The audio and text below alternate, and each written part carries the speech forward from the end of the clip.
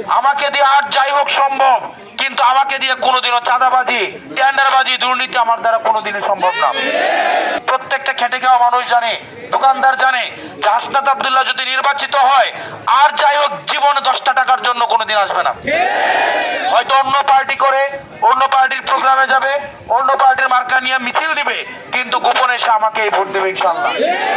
কারণ জানে আমাকে দিয়ে আর যাই হোক সম্ভব, কিন্তু আমাকে দিয়ে কোনোদিনও চাঁদাবাজি, টেন্ডারবাজি, দুর্নীতি আমার দ্বারা কোনোদিনই সম্ভব না।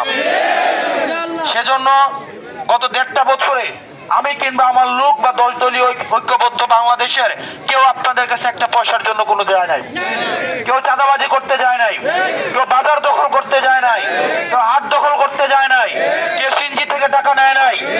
আমরা আমাদের জায়গা থেকে যারা বেকার, যারা কর্ম করে খায়, যারা রেমিটেন্স যোদ্ধা, যারা নেতা বানায়, এবার এই রেমিটেন্স যোদ্ধা যারা কর্ম করে খায়, যারা কলকারখানাতে কাজ করে, তাদের থেকে এবার নেতা নির্বাচিত হবে ইনশাআল্লাহ।